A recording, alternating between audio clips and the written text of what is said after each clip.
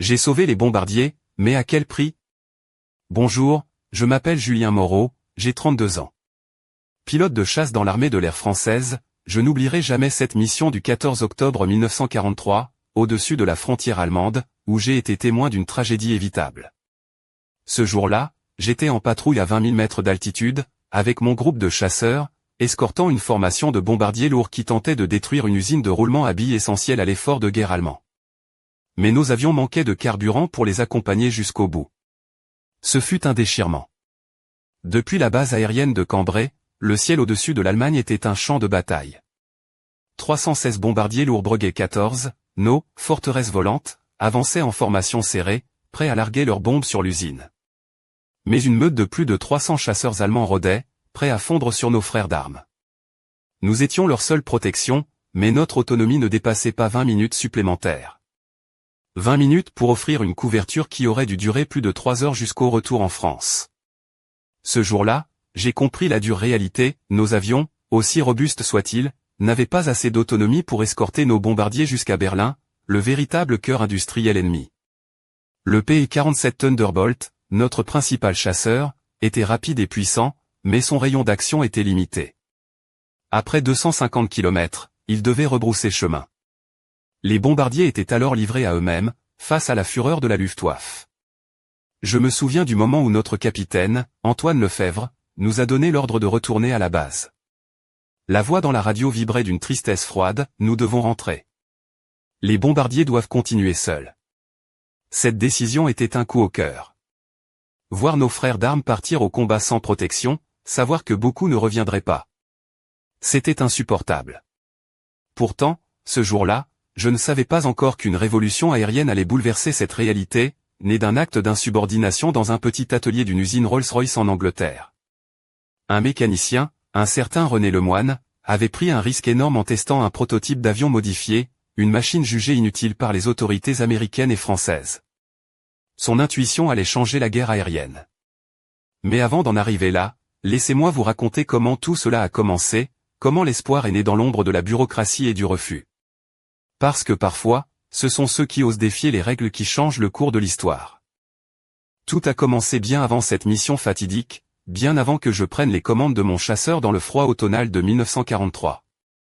Je me souviens encore des rumeurs qui couraient parmi les pilotes, des murmures au sein des escadrons basés à Cambrai et autour de Reims, que nos bombardiers ne pourraient bientôt plus accomplir leur mission sans subir des pertes catastrophiques.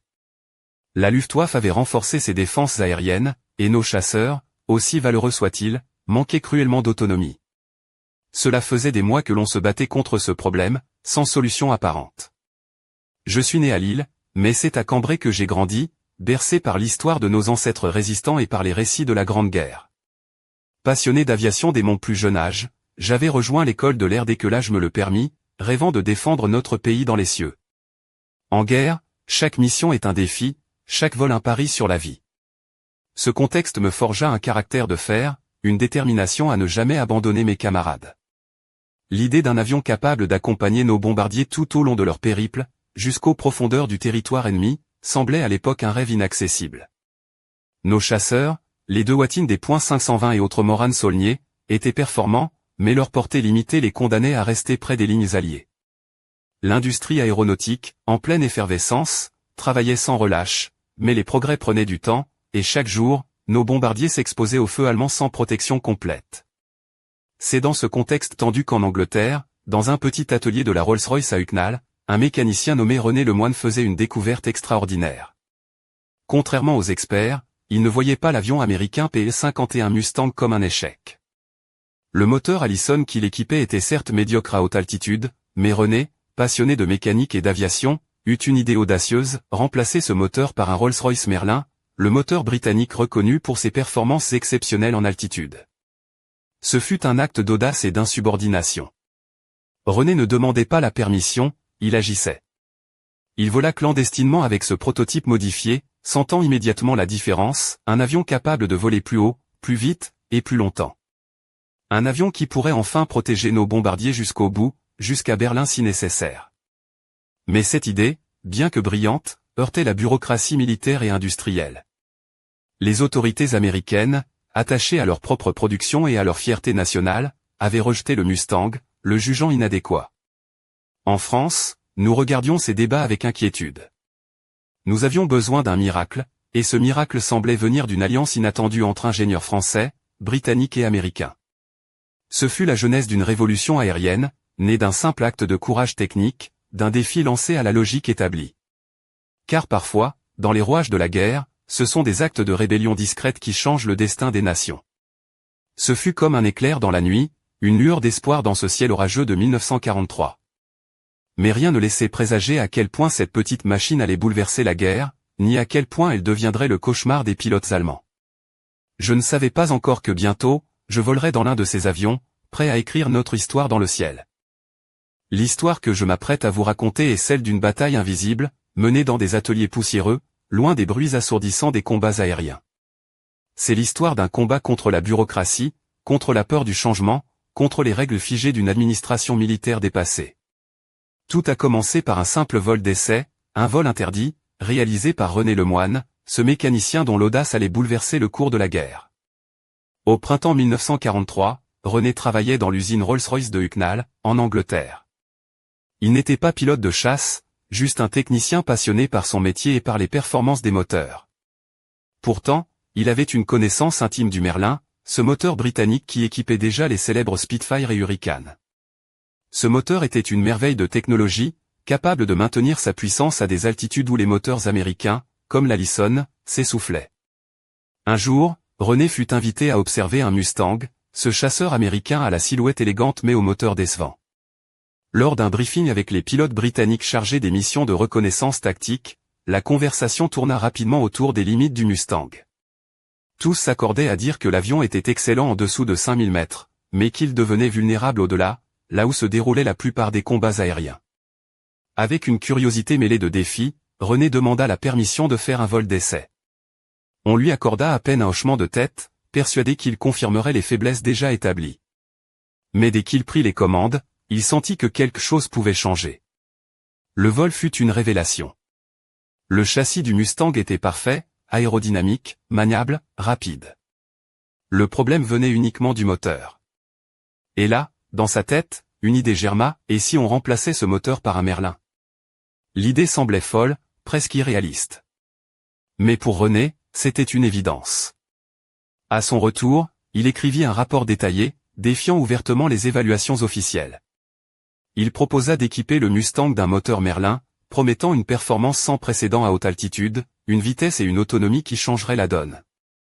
Ce rapport, daté du 3 mai 1943, fut transmis à des officiers supérieurs, dont le vice-maréchal Sir Wilfrid Beaumont, un homme qui sut reconnaître immédiatement l'importance de cette proposition. Mais ignorer la bureaucratie, c'était marcher sur des œufs. Les hauts responsables américains à Wright Field, dans l'Ohio, regardaient d'un mauvais œil cette idée venue d'outre-Manche. Ils avaient déjà investi dans d'autres avions, comme le P-47 Thunderbolt, et refuser de reconnaître leurs erreurs revenait à mettre en péril toute leur crédibilité. Le nationalisme industriel jouait également contre eux, un moteur britannique dans un avion américain? Inacceptable pour beaucoup. Malgré tout, Sir Wilfrid Beaumont insista pour que les essais continuent. Il savait que la guerre ne se gagnait pas avec des préjugés, mais avec des résultats concrets. Pendant ce temps, à l'usine Rolls-Royce, des ingénieurs commencèrent en secret à démonter le moteur Allison d'un Mustang Marquis, remplaçant la mécanique fatiguée par le puissant Merlin 61. Cette modification nécessita d'importants ajustements, le Merlin était plus gros, plus lourd, exigeant des modifications de la nacelle, du système de refroidissement et même de l'hélice. Mais les résultats dépassèrent toutes les attentes. Le prototype, baptisé Mustang Mark X, réalisa son premier vol modifié le 13 octobre 1943, juste un jour avant la mission que je vous ai racontée. Le pilote d'essai, René lui-même, grimpa rapidement à 25 000 pieds et ouvrit les gaz. La vitesse grimpa à 430 km/h, 70 de plus que la version précédente à la même altitude. La montée était spectaculaire, la maniabilité intacte, et surtout, l'autonomie restait excellente.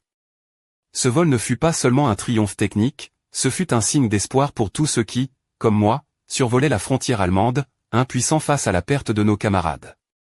Mais le chemin vers la reconnaissance officielle de ce miracle allait être long et semé d'embûches. J'ignorais alors que ce prototype allait bientôt changer ma vie et celle de toute l'aviation militaire française. Ce matin du 14 octobre 1943, je me trouvais dans le cockpit de mon chasseur, un Dewatin des .520 flambant neuf, prêt à décoller de Cambrai. La lumière blafarde de l'aube filtrait à travers les nuages bas, et malgré l'excitation habituelle avant une mission, une lourde tension pesait sur mes épaules. Nous étions sur le point d'escorter une des plus grandes formations de bombardiers jamais réunies, 316 Breguet 14, en route pour détruire une usine allemande cruciale produisant des roulements à billes.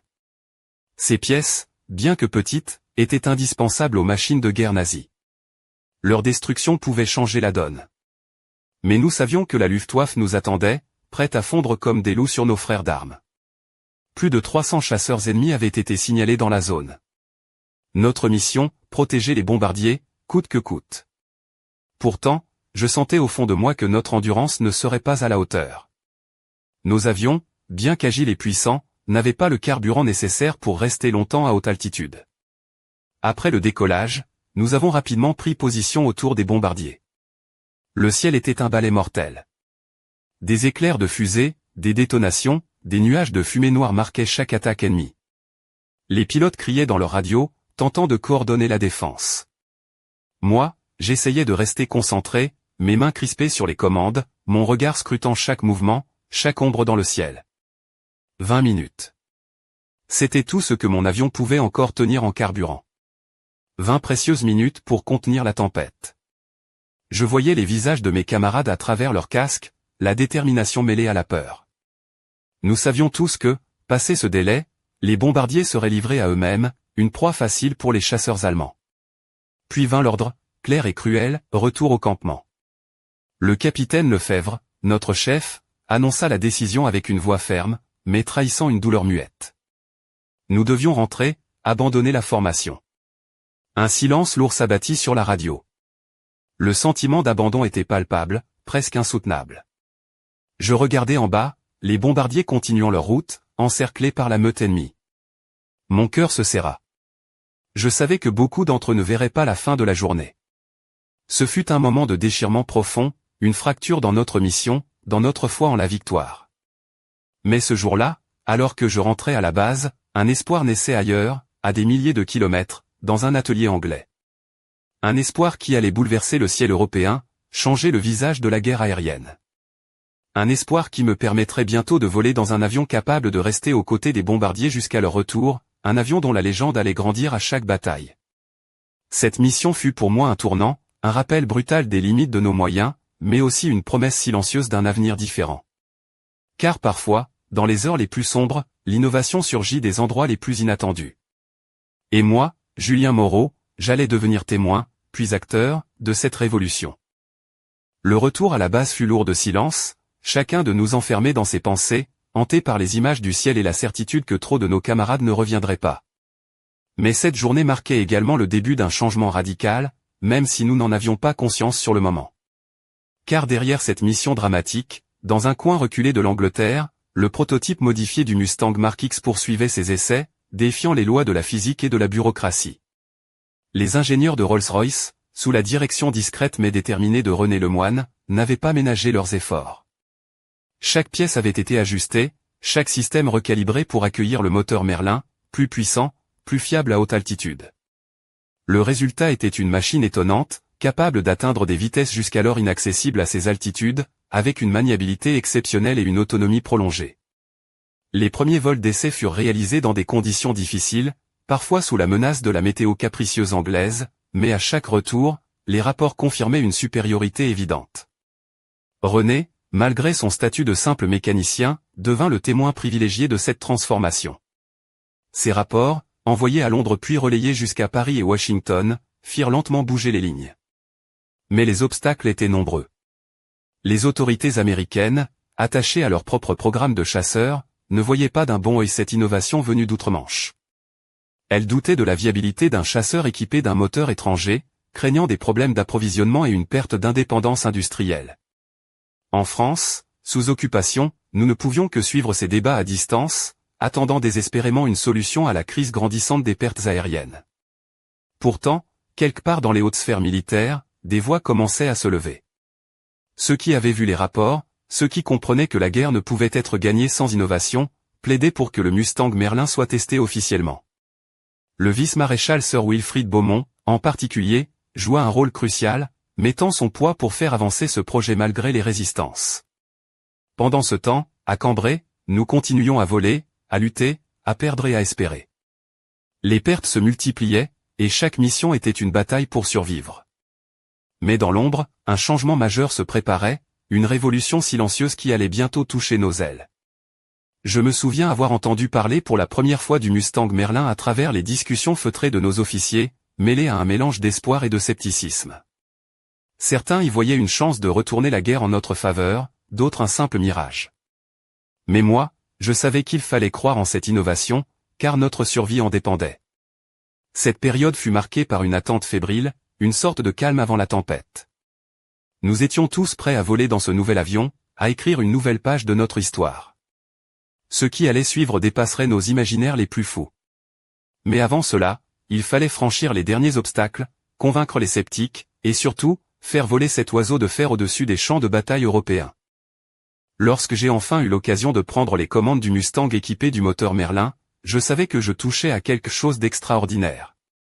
Je me souviens encore de ce premier vol d'essai au-dessus de la campagne normande, au début de l'année 1944. Le soleil filtrait à travers les nuages, illuminant les ailes de l'appareil qui semblait prêt à déchirer le ciel. Mais ce n'était pas seulement l'apparence de l'avion qui me fascinait, c'était sa puissance, sa grâce, sa promesse. L'avion répondait à chaque impulsion avec une précision incroyable. La vitesse à haute altitude était stupéfiante, plus rapide de plus de 60 km/h que la version précédente équipée du moteur Allison. Et surtout, l'autonomie, cette autonomie cruciale qui nous permettait désormais de rester avec les bombardiers jusqu'à Berlin et de revenir, intacts. C'était un changement de paradigme. Ce n'était plus une question de simple escorte, c'était une protection réelle, totale, presque invincible. Pourtant, malgré cette révélation, je ne pouvais m'empêcher de penser à toutes les vies perdues avant que ce miracle ne voie le jour. Combien de camarades auraient survécu si ce chasseur avait existé plus tôt? Cette pensée me hantait, me rappelant que la bureaucratie et l'orgueil avaient retardé l'arrivée de cette machine. Une décision prise dans un bureau, des règles rigides, avait condamné des milliers d'hommes à une fin prématurée. Je me demandais souvent comment le conflit aurait pu être différent si cette innovation avait été accueillie dès le départ. Peut-être aurions-nous pu épargner des vies, protéger davantage de bombardiers, accélérer la fin de cette guerre atroce. Mais le passé ne se change pas, et il fallait maintenant se concentrer sur l'avenir. Le Mustang Merlin, avec sa maniabilité exceptionnelle, sa vitesse et son endurance, devint rapidement le chasseur préféré de notre escadrille. Nous nous sentions invincibles à son bord, capables de tenir tête à la redoutable Luftwaffe, capables de changer le cours des combats aériens. Mais cette victoire technique devait encore faire face à des défis tactiques et humains. Je me souviens des longues heures passées à discuter avec mes camarades, à analyser nos missions, à ajuster nos stratégies en fonction des capacités inédites de cet avion. Nous étions conscients que la guerre était loin d'être gagnée, mais pour la première fois, nous sentions que la balance pouvait enfin pencher en notre faveur. Et pourtant, ce récit ne s'arrête pas là. Les événements prirent une tournure inattendue, un retournement qui bouleversa tout ce que nous pensions savoir sur cette guerre aérienne. Une surprise venue de l'intérieur, un secret qui allait ébranler nos certitudes et changer la donne d'une manière que personne n'aurait pu imaginer. Mais pour cela, il faudra que je vous raconte comment, au sommet du commandement, les décisions furent remises en question, comment un vent de révolte souffla dans les couloirs feutrés des états-majors. Alors que le Mustang Merlin commençait à faire ses preuves sur le front, un événement inattendu vint bouleverser l'équilibre fragile de la guerre aérienne. Ce fut un coup de théâtre, un retournement qui prit tout le monde de court, y compris moi, pourtant habitué aux imprévus du combat. Mais cette fois, ce n'était pas un affrontement dans les airs, ni un piège tendu par la Luftwaffe. Non, c'était un affrontement bien plus sournois, un combat au sein même de notre propre camp. Quelques semaines après les premiers succès éclatants du Mustang Merlin, des rumeurs circulèrent à propos d'une mystérieuse directive émanant des plus hauts niveaux de l'armée de l'air française et américaine. Cette directive ordonnait la suspension immédiate de la production des nouveaux chasseurs Merlin Mustang, au motif que leur moteur britannique posait des problèmes d'approvisionnement et de compatibilité. En d'autres termes, malgré ses performances exceptionnelles, on voulait freiner son déploiement massif. La nouvelle tomba comme un coup près. Comment pouvait-on arrêter la production du meilleur chasseur que nous avions jamais eu? Comment pouvait-on sacrifier des vies en refusant de déployer un avion capable de dominer le ciel? Les pilotes, les ingénieurs, même certains officiers supérieurs, furent pris d'une colère sourde et d'un profond désarroi. Cette décision semblait dictée par des intérêts politiques et industriels, loin des réalités du front. Je me souviens d'une réunion tendue à Cambrai, où plusieurs d'entre nous exprimèrent leur indignation. Nous étions prêts à voler, à combattre, à risquer nos vies, mais nous nous heurtions à des obstacles invisibles, à des jeux de pouvoir qui dépassaient notre compréhension. Certains murmuraient que des lobbies industriels américains voulaient protéger leurs contrats, que le nationalisme empêchait une collaboration réelle entre alliés. D'autres craignaient que cette suspension ne donne un avantage décisif à l'ennemi. Mais au cœur de ce chaos bureaucratique, un petit groupe d'hommes et de femmes décida de ne pas se résigner. Parmi eux, René Lemoine, le mécanicien anglais devenu héros malgré lui, continua à défendre farouchement son projet. Sans autorisation officielle, il organisa discrètement la poursuite des essais, convaincu que l'avenir de la guerre dépendait de cette machine. Cette insubordination, cette rébellion silencieuse, allait déclencher une série d'événements qui allaient ébranler les états-majors et changer la face du conflit. Des pilotes commencèrent à refuser de voler avec d'autres avions, exigeant des Mustang Merlin. Des ingénieurs mirent au point des modifications supplémentaires pour améliorer encore les performances. Pour nous, sur le terrain, cette bataille bureaucratique semblait lointaine, mais elle influençait chaque mission, chaque décision. La guerre devenait aussi une guerre politique, une lutte d'influence où la vie des hommes se jouait autant dans les bureaux que dans le ciel. Ce premier acte de défi lança une dynamique irrésistible. Mais ce n'était que le début. Le véritable choc allait venir, un retournement encore plus puissant, révélant des secrets, des trahisons, et surtout, un espoir inébranlable que la victoire était à portée de main.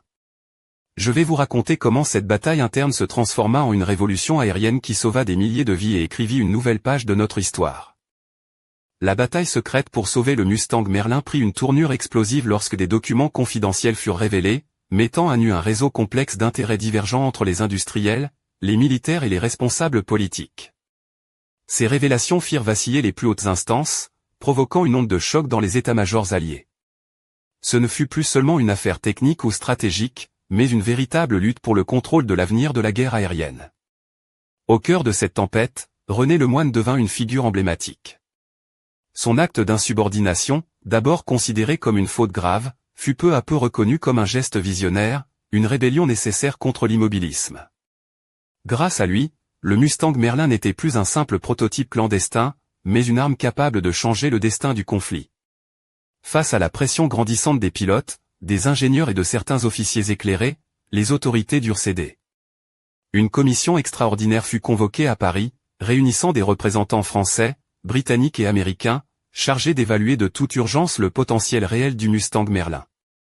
Les essais officiels furent relancés, comparant le Mustang aux chasseurs en service, sous un regard critique mais désormais ouvert. Les résultats furent sans appel. Le Mustang Merlin surpassait tous ses concurrents en vitesse, en maniabilité, et surtout en autonomie. Il pouvait escorter les bombardiers jusqu'au cœur de l'Allemagne, offrant une protection inédite. Cette performance révolutionnaire changeait la nature même des missions aériennes. La décision politique de reprendre la production fut prise avec une rapidité inhabituelle. Les usines américaines reçurent l'ordre d'adapter leur ligne de montage, intégrant le moteur Merlin dans chaque Mustang produit. En France, les pilotes se préparaient à recevoir ces nouveaux avions, conscients qu'ils allaient enfin pouvoir mener la guerre avec un véritable avantage. Mais cette victoire ne fut pas sans conséquences.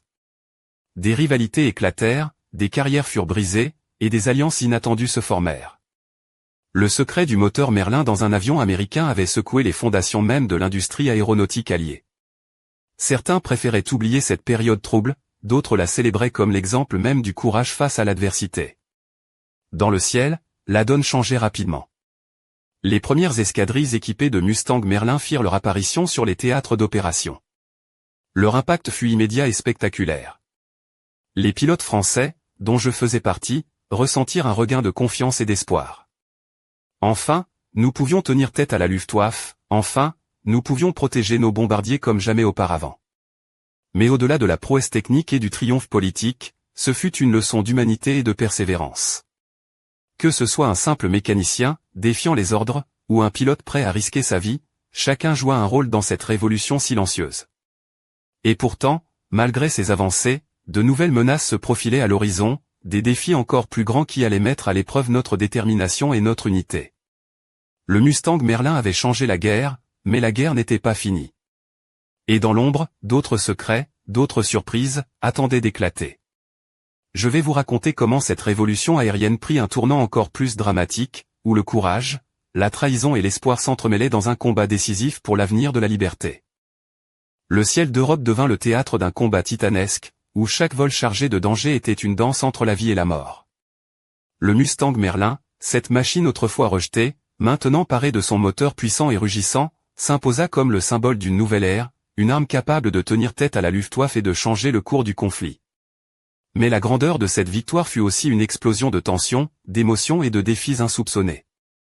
Je me souviens des missions épiques où, perché dans le cockpit de mon Mustang, je sentais la puissance du moteur Merlin vibrer sous mes mains. L'hélice tranchait l'air avec une force inimaginable, propulsant l'avion à des vitesses folles, tandis que la maniabilité parfaite me permettait d'esquiver les tirs ennemis avec une grâce presque surnaturelle. L'adrénaline coulait à flot, chaque seconde était une lutte pour la survie, chaque manœuvre un balai mortel. Nos escadrilles devinrent les cauchemars des pilotes allemands.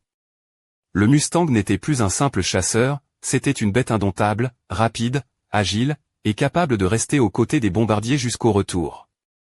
Les combats se faisaient plus audacieux, les victoires plus nombreuses. Les rapports de mission s'emplissaient de récits héroïques, de duels aériens où le Mustang dominait sans partage. Mais cette intensité avait un prix. Les pertes restaient lourdes, les pilotes tombant parfois comme des mouches dans le fracas des combats. Pourtant, la détermination ne faiblissait pas. Chaque victoire était une revanche sur ceux qui, dans l'ombre, avaient hésité, douté, ou freiné ce progrès vital. Chaque retour sain était un triomphe personnel et collectif. Le Mustang, avec son cockpit à bulles offrant une visibilité à 360 degrés, donnait à ses pilotes un avantage tactique décisif. Mais au-delà de la technique, c'était l'esprit d'équipe, la camaraderie et la foi dans cette machine qui forgeaient notre force. Les escadrilles s'organisaient, apprenaient à voler ensemble, à couvrir leurs arrières, à traquer l'ennemi sans relâche. Cette hyperbole du combat aérien atteignait son paroxysme lors des missions vers Berlin. Là, au-dessus de la capitale allemande, sous un ciel souvent chargé de nuages et de menaces, le Mustang s'imposait comme maître incontesté. Les pilotes allemands, malgré leur expérience et leur bravoure, étaient déconcertés, incapables de rivaliser avec cette nouvelle force qui surgissait du ciel comme une lame acérée.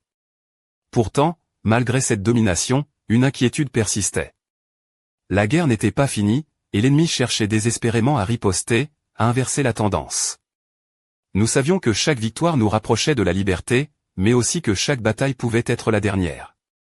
Cette période fut un crescendo d'émotions, de tensions et de triomphes, une symphonie guerrière où le Mustang Merlin jouait la partition principale. Mais la fin de cette histoire, celle qui allait sceller le destin des pilotes et de leurs machines, était encore à venir. Un dernier acte, dramatique et inattendu, allait marquer à jamais notre mémoire et notre héritage. Je vous invite à plonger avec moi dans ce moment crucial, où tout bascula entre espoir et destin. Le crépuscule de cette guerre aérienne approchait, et avec lui, un dernier acte chargé de tension, d'incertitude et de suspense. Alors que le Mustang Merlin dominait les cieux, offrant à nos forces aériennes un avantage décisif, une nouvelle menace, plus insidieuse, se profilait à l'horizon. Ce fut une période où chaque décision pouvait changer le cours de l'histoire, où chaque instant vibrait d'une intensité presque insoutenable. Je me souviens de ce vol crucial, quelques semaines avant le débarquement allié en Normandie. Nous escortions une formation de bombardiers en direction de la Ruhr, cœur industriel du Reich. Le ciel était lourd, chargé de menaces invisibles, et mon Mustang ronronnait, fidèle compagnon dans cette danse mortelle. Soudain, une alerte, une escadrille de chasseurs ennemis se profilait à l'horizon, plus nombreux que jamais. La bataille qui suivit fut d'une violence inouïe. Les Mustangs plongèrent dans la mêlée, moteurs hurlant, ailes frôlant les nuages. Chaque manœuvre était une lutte pour la survie, chaque tir un espoir. Mais au milieu de ce chaos, une ombre plus sombre se dessinait, une trahison au sein même de nos rangs, un secret qui menaçait de tout faire basculer. Des documents interceptés révélèrent que certains officiers, pris dans les méandres du pouvoir et de la politique, avaient tenté de saboter la production des Mustang Merlin, craignant que ce succès ne remette en cause leur position. Cette révélation jeta un froid glacé sur nos esprits déjà éprouvés. La guerre ne se gagnait pas seulement dans le ciel, mais aussi dans les couloirs feutrés des états-majors. Face à cette trahison, la détermination des pilotes et des ingénieurs redoubla. Nous savions que notre combat dépassait le simple affrontement avec l'ennemi. C'était un combat pour la vérité, pour la justice, pour l'honneur. Le Mustang, symbole de cette lutte, devint aussi l'emblème d'une résistance intérieure, d'une volonté inébranlable. Alors que nous approchions du jour J, la tension monta encore d'un cran. Chaque mission, chaque engagement, était un pas vers la liberté, mais aussi une épreuve de plus. Le Mustang, avec sa silhouette élégante et son moteur puissant, incarnait cette fragile lueur d'espoir. Et puis vint le moment où tout bascula. Une mission ordinaire se transforma en un épisode d'anthologie, marquant à jamais les mémoires. Un Mustang gravement endommagé, touché par les tirs ennemis, parvint à regagner la base, son pilote épuisé mais vivant. Ce retour miraculeux fut un symbole, une preuve que cette machine, née d'une rébellion, d'une innovation interdite, pouvait défier la mort elle-même. Aujourd'hui, alors que je repense à cette période, je ressens encore la fierté et la douleur mêlées. Le Mustang Merlin n'était pas seulement un avion, c'était une révolution, un espoir, une revanche sur le destin. Cette histoire, marquée par le courage d'un mécanicien, la ténacité des pilotes et la lutte contre la bureaucratie, est une leçon intemporelle. Mais l'ombre de cette trahison plane encore, et certains secrets restent enfouis. Quel fut le véritable prix de cette victoire? Qui étaient les hommes derrière cette tentative de sabotage? Ces questions restent ouvertes, prêtes à être explorées, à créer le terrain d'une nouvelle enquête, d'un nouveau récit. Car l'histoire du Mustang Merlin ne s'arrête pas ici. Elle continue, portée par la mémoire de ceux qui ont osé défier les règles, par le souffle des moteurs dans le ciel, et par le mystère de ces ombres qui hantent encore le passé. Et moi, Julien Moreau, je suis prêt à vous emmener plus loin, dans les méandres de cette intrigue, pour découvrir ensemble les vérités cachées derrière la légende.